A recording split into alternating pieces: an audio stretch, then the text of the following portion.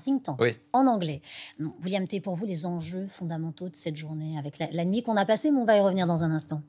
Alors, il y en a plusieurs. Le premier, c'est que vraisemblablement, le texte ne sera pas voté ce soir en raison du nombre trop nombreux d'amendements.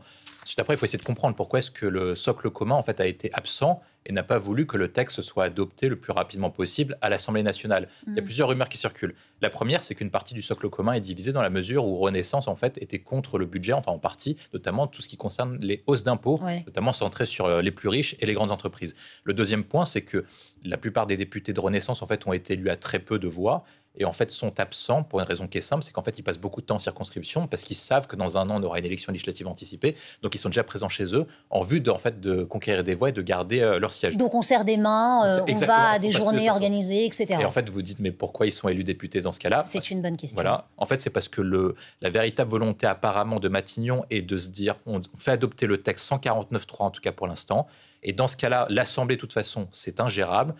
On fait en sorte que le texte ne soit pas voté. Et si le texte n'est pas voté à l'Assemblée, en fait, ce sera la version du gouvernement qui sera débattue au Sénat. Et une fois que l'Assemblée nationale et le Sénat ne seront pas d'accord, on convoquera une commission mixte paritaire pour se mettre d'accord entre les deux chambres. Et à ce moment-là, en fait, entre les voix du Sénat et les voix de l'Assemblée, Michel Barnier a assez de voix pour faire voter non pas le budget de l'Assemblée, mais son budget à lui. Ici, au fameux article 47, c'est le petit frère de l'article 49.3. On va peut-être l'expliquer aux gens qui nous regardent.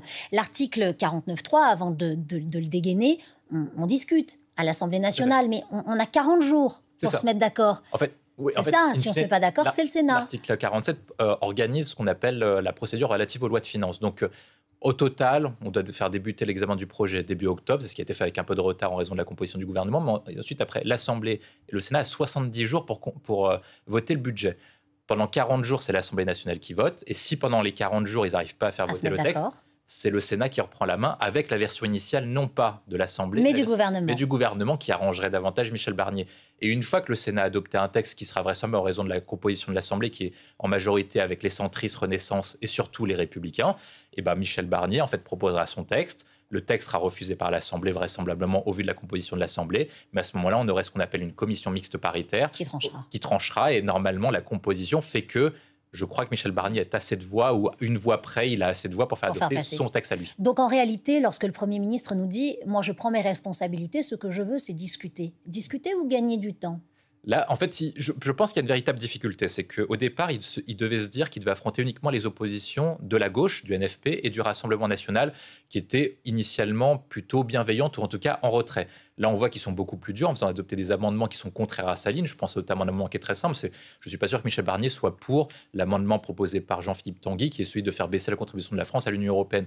Donc, il se dit que c'est beaucoup plus difficile. Et en plus, il faut rajouter qu'au sein de son propre socle commun, les différents groupes parlementaires s'opposent déjà à lui. Laurent Wauquiez ne veut pas le fait de repousser l'indexation des retraites. Il ne veut pas qu'on repousse de 6 mois, il la veut maintenant. Gabriel Attal ne veut pas la hausse d'impôts sur les grandes fortunes et sur les grandes entreprises. Donc en fait, il se dit qu'il n'a pas beaucoup d'amis et qu'il a beaucoup de dissensions dans son propre camp et au sein des oppositions. Donc en fait, il vaut mieux aller au Sénat, où il faut quand même le rappeler, c'était Bruno Retailleau, maintenant ministre de l'Intérieur, qui était président du groupe parlementaire de LR, auquel il a plus la main. Et je pense que Gérard Larcher l'aidera plus à faire adopter son texte à lui et son budget, dans la mesure où les sénateurs sont vus comme plus responsables et plus modérés que les députés, qui ont besoin en fait de montrer qu'ils gagnent des victoires pour revenir dans leur circonscription en disant « Regardez, j'ai obtenu l'abrogation de la réforme des retraites, regardez, j'ai obtenu la baisse de la contribution de la France à l'Union européenne, etc. » Plus responsable, on en parlera dans un peu. Ferait le Rassemblement national, à votre avis, William? Alors, il y a plusieurs hypothèses. La difficulté, en fait, vous avez posé tout à l'heure la question à la précédente intervenante sur la question des marchés. Les marchés, pour l'instant, ne réagissent pas parce qu'il n'y a pas encore de crise politique. Mais imaginez, par exemple, demander à une agence de notation de noter la note de la France si Michel Barnier était renversé par une motion de censure adoptée par un 49.3. Ça créera un chaos dit financier et un chaos politique parce que dans la mesure où vous n'avez pas de budget, également vous n'avez pas de gouvernement pour le faire voter. Donc la question à Marine Le Pen qui est posée, c'est est-ce qu'elle acceptera d'endosser la responsabilité de provoquer ce chaos politique et financier? À l'heure actuelle, ces électeurs, je pense, sont plutôt... Je ne dirais pas qu'ils soutiennent Barnier, mais je dirais qu'ils sont plutôt bienveillants en disant il met les mains dans le cambouis, il a une tâche qui est difficile parce qu'il doit trouver 60 milliards d'euros très rapidement, et je ne suis pas sûr que ces électeurs veulent le faire. Il y a un deuxième paramètre à prendre en compte aussi, c'est que Marine Le Pen est actuellement en procès pour l'affaire dite des assistants parlementaires. Et est-ce qu'elle voudra mettre un débat politique très fort alors qu'elle est elle-même prise face à la justice dans le cadre de ses affaires personnelles. Je ne suis pas sûr que pour l'instant elle a intérêt ni elle fasse voter une motion de censure, notamment votée par la gauche, surtout qu'en plus ça va se passer comme ça. Barnier va demander à faire voter le budget par la motion du 49.3. Le NFP va déposer une motion de censure, donc ils vont faire un exposé des motifs. Je ne sais pas si Marine Le Pen votera l'exposé des motifs présenté par Éric Coquerel ou par Sandrine Rousseau ou par Mathilde Panot. Je ne suis pas sûr qu'ils aient exactement la même opinion. Retranscrit notamment dans quelque chose qui est simple, sur l'abrogation de la réforme des retraites. Quand c'est le RN qui propose l'abrogation des réformes des retraites, la gauche, pour l'instant, ne le vote pas. Quand c'est la gauche qui propose l'abrogation des réformes des retraites, le RN ne le vote pas. Donc pour l'instant, il n'y a pas encore assez de jonction pour se dire que Marine Le Pen n'a intérêt ni va appuyer sur le bouton pour renverser Barnier. Néanmoins, on peut se poser des questions. On a été surpris sur le projet de loi sur la sécurité sociale qui est passé à la trappe, sur toutes ces choses dont on estimait que le socle était assez solide pour pouvoir le faire passer. Le socle n'a pas été solide. À l'intérieur même du socle, on s'est parfaitement désolidariser. Chacun a joué solo.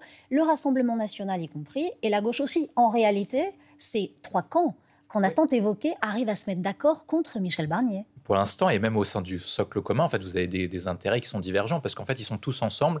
On sait donc si Barnier tombe, ils vont tous y perdre. Attal, Wauquiez, Marc Fesneau, Bayrou, etc. Par contre, ils n'ont pas intérêt à endosser le budget. En fait, ce qu'on voit, c'est qu'au fur et à mesure qu'on a vu des dérapages financiers, 20 milliards au début, 40 milliards, 60 milliards ensuite, on a vu chacun, Attal, Wauquiez, se désolidariser, pas de Barnier, pas officiellement, ils soutiennent toujours Barnier, mais ils ne veulent pas endosser le budget. Mais c'est normal, parce que vous allez retourner dans votre circonscription, ils sont parlementaires chacun, ils vont devoir expliquer à chacun des habitants en disant pourquoi est-ce qu'on augmente les impôts de 30 milliards, pourquoi est-ce qu'on baisse les dépenses publiques de 30 milliards, et c'est véritablement impopulaire. Donc en fait, ils vont laisser le soin à Barnier d'endosser la responsabilité de le faire. Donc Barnier a deux solutions maintenant. Soit il y a une commission mixte paritaire, et là on verra s'il a assez de votes pour le faire. Soit il attend et ne fait pas de 49.3, c'est ce que vous nous dites. C'est ça, soit il le fait par 49.3 parce qu'il voit que finalement le groupe se désolidarise. En fait, la question c'est la solidité du bloc commun. Je pense qu'il sait que la gauche votera contre, ça c'est automatique. Le RN, on ne sait pas ce qu'ils font. Est-ce qu'ils vont faire abstention lors de la commission mixte paritaire ou est-ce qu'ils vont voter contre? Ça, on ne sait pas. C'est la variable d'ajustement. C'est la variable d'ajustement. Mais il y a même une autre variable d'ajustement. Laquelle? C'est que si en commission mixte paritaire, à ce moment, les groupes du Sénat vont voter pour le budget de Barnier, est-ce que Attal va le faire? Ils ne sont pas sûrs, je pense, actuellement. Parce qu'en fait, on voit bien que, par exemple, Attal montre des signes d'opposition à Barnier, notamment sur la question des hausses des impôts. Darmanin l'a fait également. Et donc, il y a un ensemble de renaissance qui se dit, on n'a pas beaucoup d'idéologie, la ligne de Macron a beaucoup changé avec le temps, mais on a un truc qui a tenu depuis 2017 et auquel les Français nous donnent du crédit, c'est la politique d'attractivité économique et la politique de baisse de fiscalité du président de la République, notamment à travers la baisse de la suppression de la taxe d'habitation, la flat tax et la suppression de l'ISF.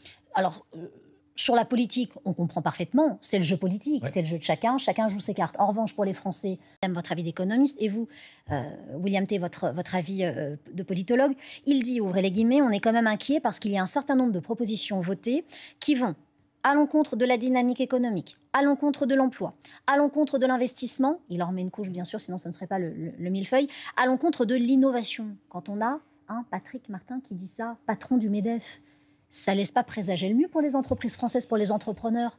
Il y a deux choses qui sont difficiles pour les entreprises françaises. Nous, on a sorti une note, c'est le coût de l'instabilité gouvernementale. En fait, ce qui coûte le plus cher, ce n'est pas le budget en soi adopté, c'est l'instabilité. C'est-à-dire qu'en fait, les Français ne savent pas où est-ce qu'ils vont.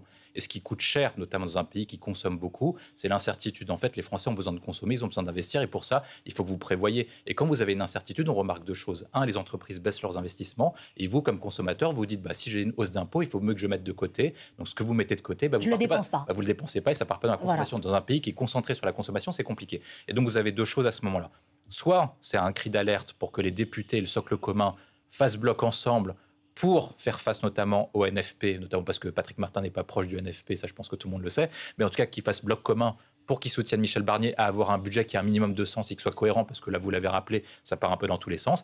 Et le deuxième point, c'est pour notamment protéger face aux amendements, la tentation notamment de supprimer ce qu'on appelle certaines niches fiscales, notamment le crédit impôt recherche, ou certaines niches fiscales ou certains dispositifs qui en fait ont été favorables à la politique d'investissement des entreprises. Il y a une chose qui est simple. Depuis l'arrivée au pouvoir d'Emmanuel Macron, qu'on pense quoi que ce soit de son bilan, la France est championne de l'attractivité européenne devant le Royaume-Uni.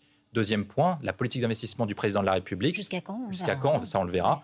Rapporte chaque année 40 000 emplois et crée ou agrandit 553 usines. Donc c'est cette politique-là que Patrick Martin veut protéger et il donne un message aux députés en disant d'aller dans ce sens-là, notamment aux Républicains et à Renaissance. Nathalie